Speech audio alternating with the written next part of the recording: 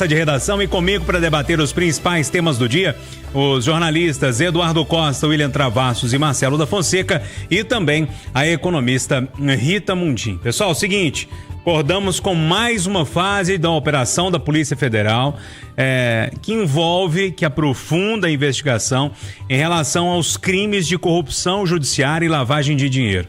Segundo as investigações, foi identificado um esquema de lavagem de dinheiro montado para dissimular pagamentos milionários de propinas em troca de decisões judiciais. Hoje, são cumpridos 3 mandatos de busca e apreensão, 3 mandatos de busca e apreensão, mandados de busca e apreensão no estado de Mato Grosso. E também sequestro de bens no montante de 30 milhões de reais. Inclusive, um magistrado é alvo dessa operação. Ontem, para colocar todo mundo na mesma página, em outra fase dessa mesma operação, a Polícia Federal já havia prendido 5 pessoas suspeitas de fazer parte de um grupo que monitorava autoridades como deputados, senadores e ministros de cortes superiores. A organização denominada Comando C4 foi alvo de uma operação que mirou mandantes de eventuais coautores do assassinato de um advogado lá em Cuiabá, em dezembro de 2023. E esse crime, a investigação em torno desse crime, foi a peça-chave para a investigação identificar esse esquema de corrupção, não só no judiciário, mas um esquema também que oferecia morte e monitoramento de autoridades da República. Eduardo, é um roteiro de filme, né? Um roteiro meio mal escrito, mas né? Bom dia. Bom dia para todo mundo. Mas, Júlio, até pouco tempo, o meu coração oscilava entre os Correios e os Bombeiros como a instituição que eu mais gostava. Os Bombeiros, todo mundo gosta a vida inteira, mas os Correios, para mim, são fundamentais.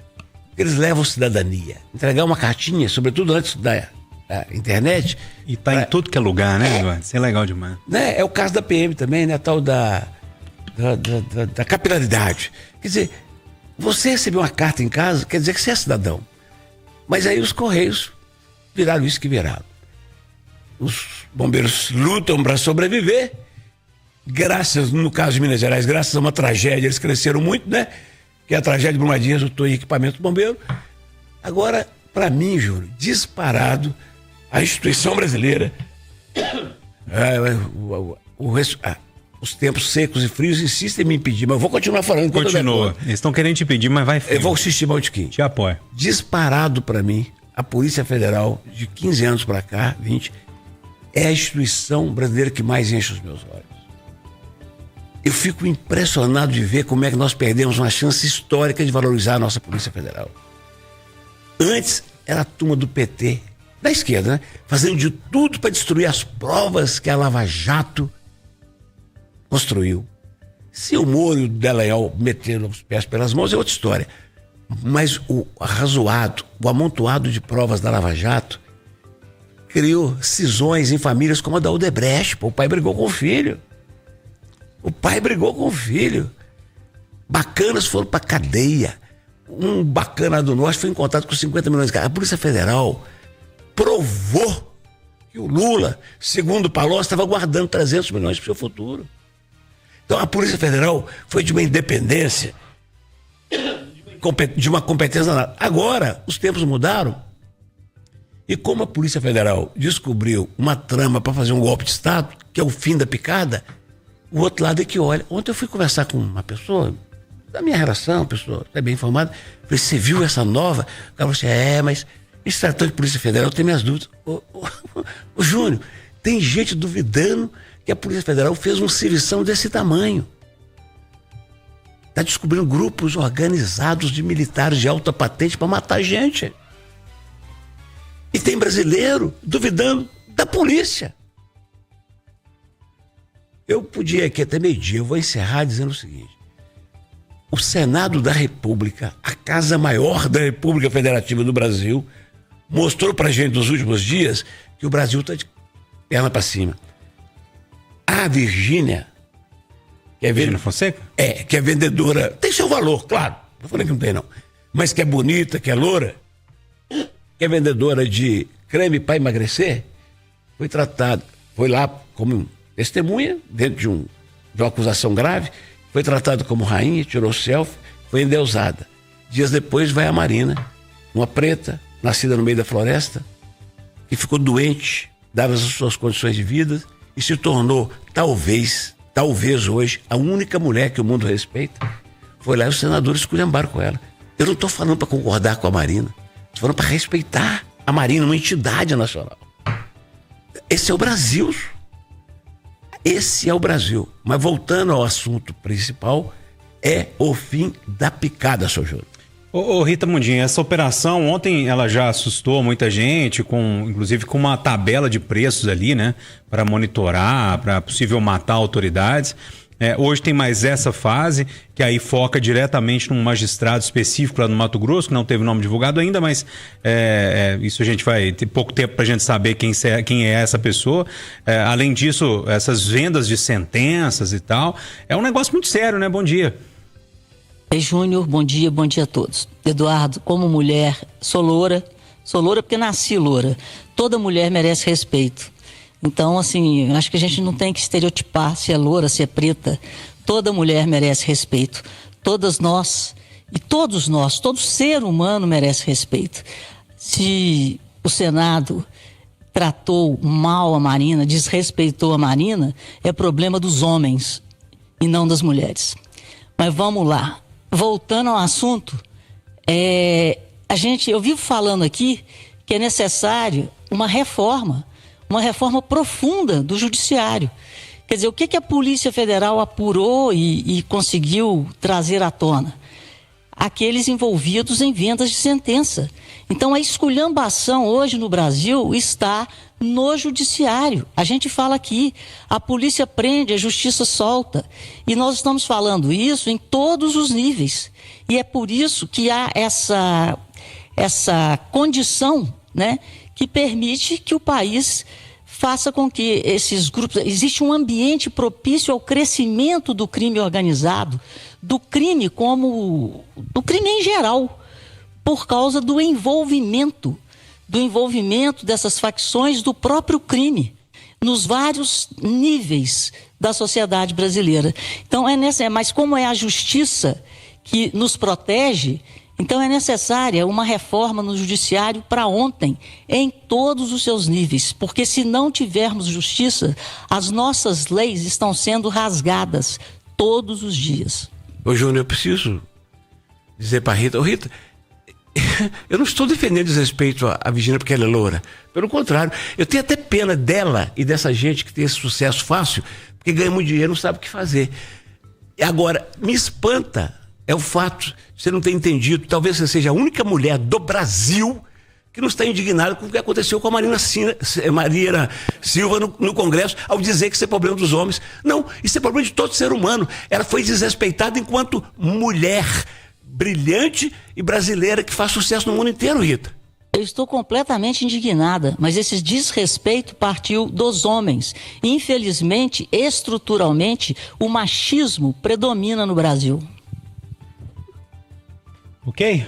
E aí, Marcelo da Fonseca? Uai, eu adorei isso. Bom dia, Júnior. Bom dia, amigos Conversa. Bom dia a todos.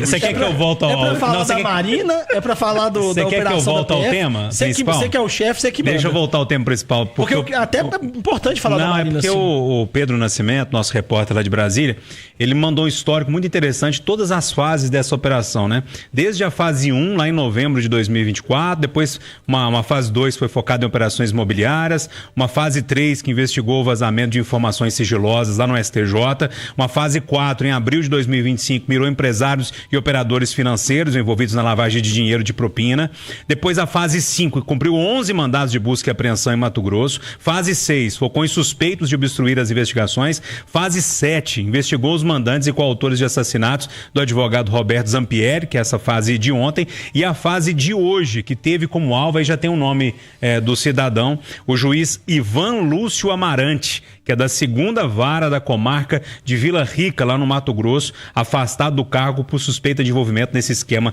de vendas de sentença. Eu dizia que era questão de tempo para a gente saber o nome do cidadão, o nome está dito. Ô Júnior, é assustador quando a gente vê uma operação dessa. É claro que ainda está em andamento essa apuração, todas as investigações ainda vão acontecer, nós ainda vamos ter mais detalhes, né, sobre quem são os envolvidos, o papel de cada um. Mas é assustador ver tanta gente envolvida e tanta gente importante envolvida, né? Eu tenho a impressão que às vezes a gente eu volto a sentir como se o Brasil tivesse no final do século XIX, sabe? Naquela época em que os coronéis mandavam e desmandavam, né, nas cidades e usavam da força física para ameaçar, para coagir outras autoridades. Então o que a gente vê num tipo de caso desse é uma tentativa clara de tentar ameaçar, intimidar algumas personagens importantes da política, do judiciário brasileiro, né? No caso, Alexandre Moraes, o que era presidente do Senado, Rodrigo Pacheco, estão nessa lista, né, que diz que seriam monitorados e alvo.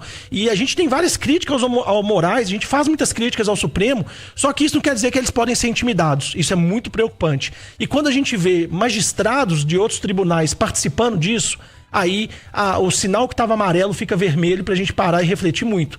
Porque quando um juiz participa de um acordo para vender uma sentença ou para usar da violência, né, da agressão, do homicídio, para tentar intimidar adversários, aí a gente já passa por um lugar que não dá pra gente aceitar, não dá pra tolerar. Vamos aguardar o final dessas investigações para ver todo mundo que está envolvido, se teve participação de políticos, se teve participação de empresários, pra gente saber exatamente o tamanho desse buraco. Mas pelo que a gente vê, ele é bem fundo. Eu não sei se todo mundo está dando a dimensão, William, o tamanho que esse negócio é muito sério tudo que está acontecendo. Bom dia, Júnior Moreira, bom dia aos ouvintes da Itatiaia, bom dia, bancada. Primeiro, você está com fogo no parquinho aqui, eu adoro, mas vamos lá, já antes de entrar nessa parte aí, só um pitaco. Edu, Virgínia estava como testemunha na BET, a Marina era a questão do meio ambiente, o Maraziz, e a confusão começa quando ele fala da 319 e das 15 mil pessoas que morreram em Manaus por falta de oxigênio.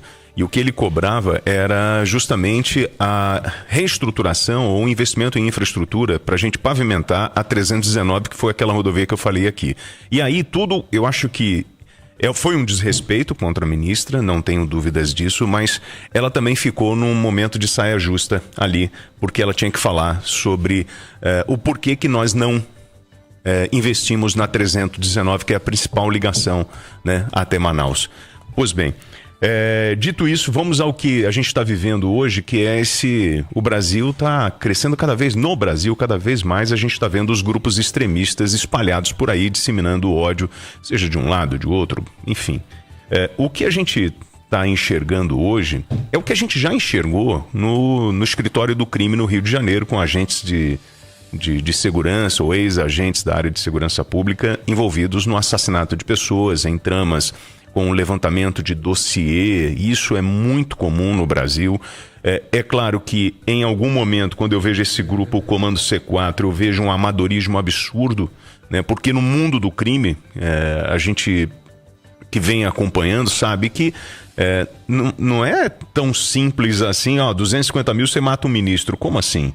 O Rony Lessa, na delação dele, ele fala que foi levado pela ganância porque ele recebeu a promessa de faturar 25 milhões com um condomínio, com terras, né? E aí, por isso, ele matou a Marielle Franco. Isso na versão do assassino Rony Lessa.